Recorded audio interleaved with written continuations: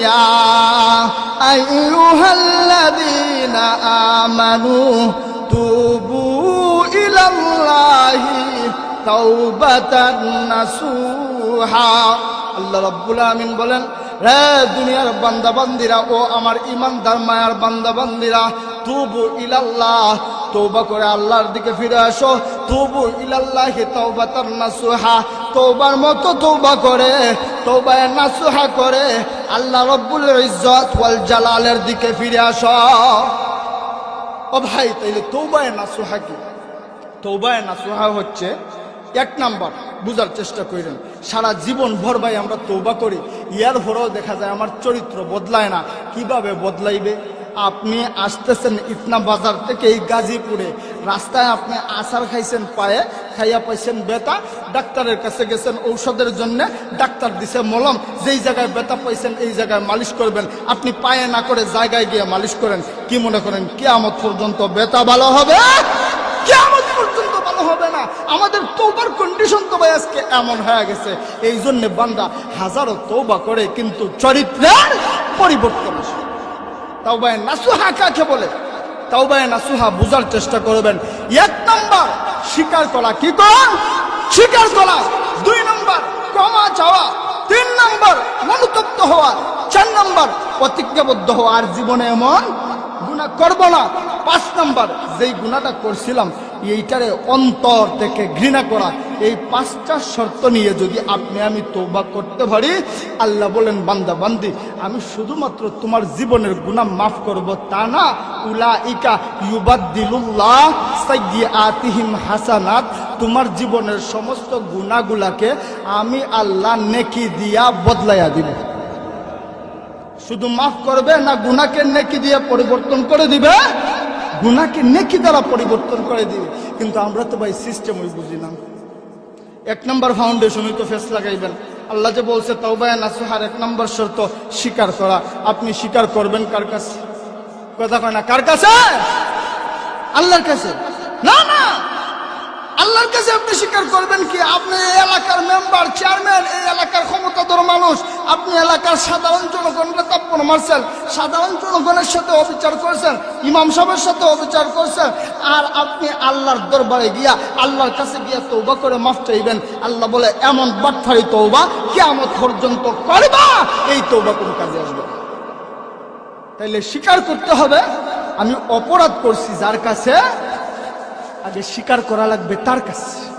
তাকে বলা লাগবে, ভাই আমি অন্যায় করছি, আমি অপরাধ করছি, আমার মাফ করে দাও। এরপর আল্লাহর কাছে বলা লাগবে, ও আল্লাহ আমি তো অন্যায় করছি, আমি তো অপরাধ করছি, আল্লাহ তুমি যদি বিদায় করো কই যাব? আমি তো তোমার বান্দার কাছেও মাফ চাইছি, আল্লাহ তুমিও আমারে মাফ দিয়া দাও। আল্লাহ বলে, এমন তওবা যদি করতে পারো না বান্দা বান্দি, তাইলে তোমাদের সমস্ত জিন্দেগির গুনাহ শুধুমাত্র মাফ করব তাআলা, উলাইকা ইউবাদদিলুল্লাহু সাইয়্যাতিহিম হাসানাত, তোমার গুনাহগুলোকে আমি আল্লাহ নেকি দিয়া বদলাইয়া দেব। জোরে কোন সুবহানাল্লাহ।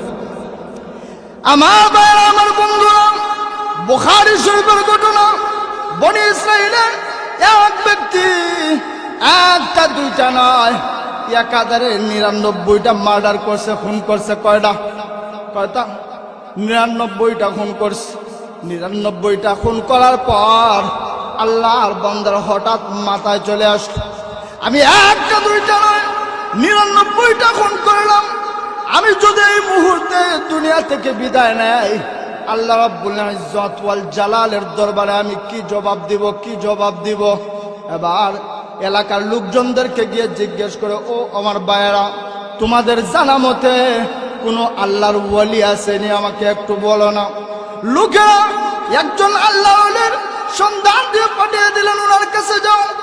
ওই যুবক আবার আল্লাহর ওয়ালির কাছে গিয়ে জিজ্ঞেস করে, হুজুর আমি একটা দুইটা নয় গো 99টা খুন করছি। কয়টা? 99টা খুন করছি, আমার জন্য মাফের কোনো ব্যবস্থা আসেনি? আমার আল্লাহ আমারে মাফ দিবেনি? হুজুর ডাক দিয়া বলে, তোমার মতন নাফরমানকে আমার মনে হয় আল্লাহ মাফ দিব না। লোকটা ডাক দেয়া কয়, 99টা মার্ডার করলাম, খুন করলাম, তোমার কাছে সমাধান জানতে আসলাম, আমাকে আল্লাহ মাফ দিবেনি? তুমি যখন বলো আল্লাহ মানে মাফ দিবে না, তোমারও বাসায় লাভ নাই, তোমারও বাসায় লাভ নাই। তারও মাথা ফালাইছে। কয়টা হয়েছে? 100।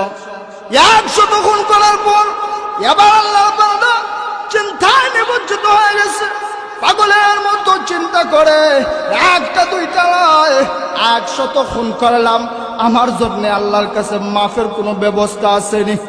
লোকদেরকে জিজ্ঞেস করে, তোমাদের জানা মতো বড় কোনো আলেম আসেনি, আমাকে একটু সন্ধান দাও। লোকের একজন বড় আলেমের সন্ধান দিয়ে বললেন, যাও। ওই আলেমের কাছে লোকটা গিয়ে জিজ্ঞেস করে, হুজুর একটা দুইটা নয় তো 100 খুন করেছি, আমার জন্য মাফের কোনো ব্যবস্থা আসেনি গো, আমার মালিক আল্লাহ আমারে মাফ দিবনি। হুজুর ডাক দেয়া কয়, রে আল্লাহর বান্দা, তুমি কি জানো না আমার আল্লাহ কুরআনের ভিতরে ঘোষণা দিয়েছেন, কুল ইয়া ইবাদিয়াল্লাযীনা আসরাফু আলা আনফুসিহিম লা তাকনাতু মির রাহমাতিল্লাহ। আল্লাহ বলেছে, রে বান্দা বান্দিরা, নিজের নফসের উপর যারা জুলুম করছো, অত্যাচার করছো, যারা গুনাহ করতে করতে নিজের জীবনটাকে তছনছ করে দিয়েছো, বরবাদ করে দিয়েছো, লা তাকনাতু মির রাহমাতিল্লাহ, তোমরা আমি আল্লাহর রহমত থেকে নৈরাশ হবে না। রায় আল্লাহর বান্দা 100 খুন করছো, সমস্যা নাই, যদি তওবার মতো তওবা করতে পারো গো, আমার আল্লাহ তোমার সমস্ত জিন্দেগির গুনাহ মাফ করে দিবে।